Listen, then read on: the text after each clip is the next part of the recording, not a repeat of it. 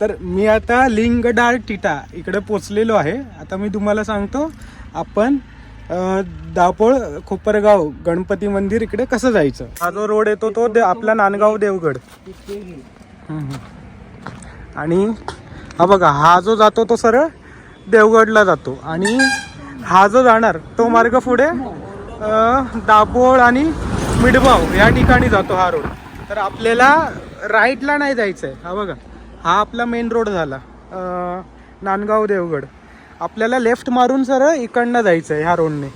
तर आता आपण इकडनं जाऊया आणि इकडनं पुढे 8-1 किलोमीटरवर ते गणपती मंदिर आहे. बघा हा बोर्ड आहे. इकडे तुम्ही स्कॅन केलात ना की तुम्हाला डायरेक्ट मॅपवर नेणार आणि तुम्ही डायरेक्ट पोखरबाव गणेश मंदिर म्हणजे तुम्हाला कुठे जायचं आहे तिकडे फक्त तुम्ही स्कॅन करा. जर कुंकेश्वर मंदिराला जायचं असेल तर वरचं स्कॅन करा.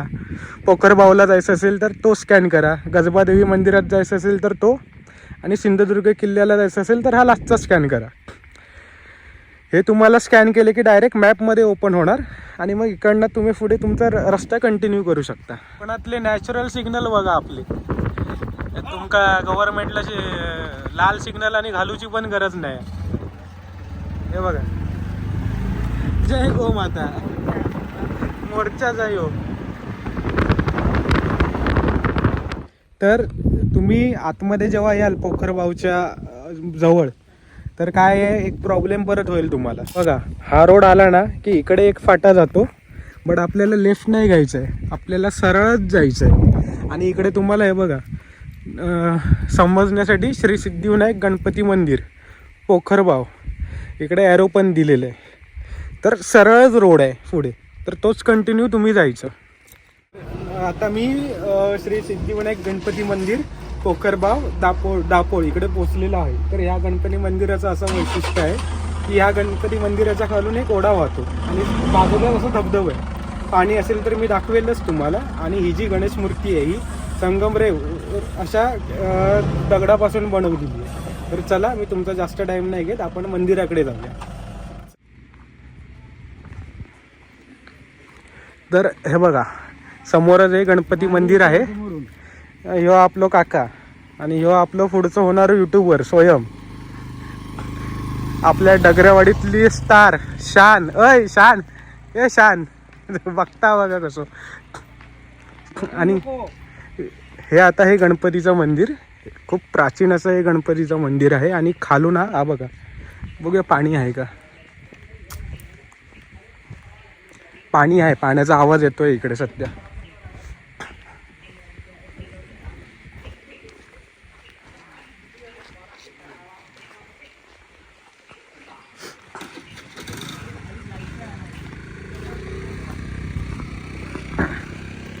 हे बघा आता तुम्हाला दिसत असेल की नाही मला नाही माहिती बट पाणी तर वाहते. आता मी तुम्हाला खालूनच दाखवेल.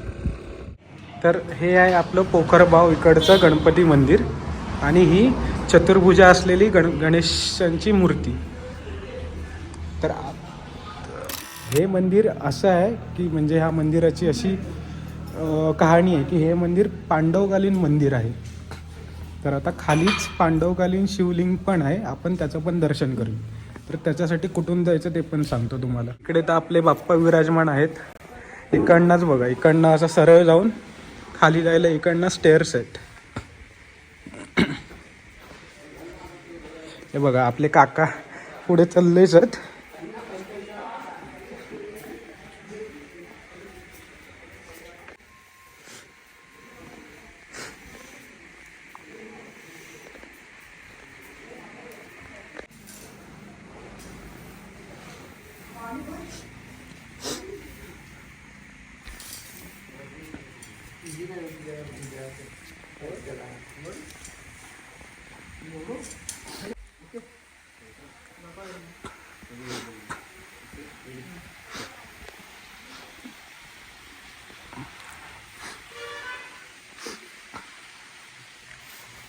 मला नैसर्गिक पाण्याचे आता झरे दाखवतो. जे पाणी किती स्वच्छ असतं जे निसर्ग आपल्याला दिलं. हा जो झरा आहे ना तो ओरिजिनल पाण्याचा झरा आहे. तुमचं बिस्लरीचं पण पाणी याच्यासमोर फेल आहे. आणि हे पाणी किती स्वच्छ हे तुम्हीच बघू शकता.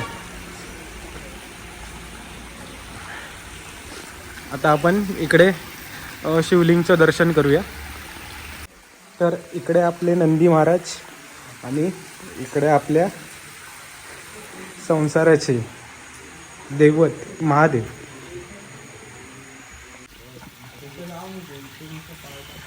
नॅचरली साफसफाई करतात. मासे बघा किती मळ, ते बघा मळ बघा किती आहे तुमच्या पायाला.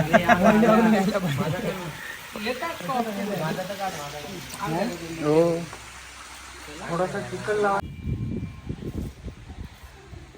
याला वगैरे टाकतात माहिती आहे नदीत विरारला वगैरे.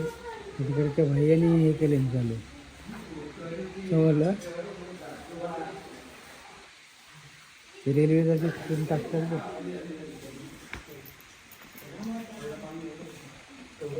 तर आता मी तुम्हाला गणपती मंदिर दाखवलंय. तर आता आपण इकडनं चाललोय घरी. पण घरी जाताना परत शिरगावचा जो रामेश्वर आहे त्याचं आपण दर्शन घेऊन जायचं. तर जास्त वेळ आता घेत नाही तुमचा, कारण का व्हिडिओ अगोदरच लांब झाली आहे.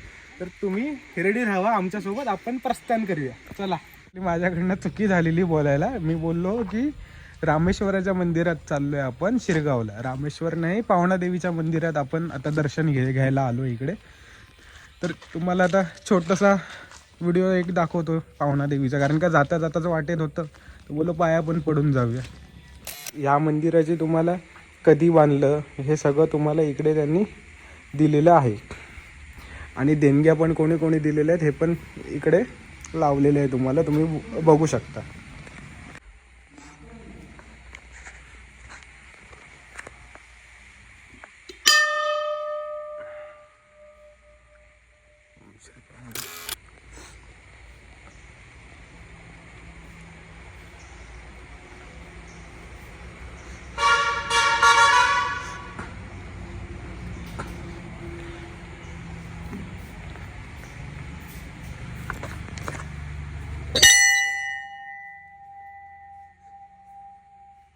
मंदिराला टाळ आहे त्याच्यामुळे आतमध्ये मला जाता नाही येणार.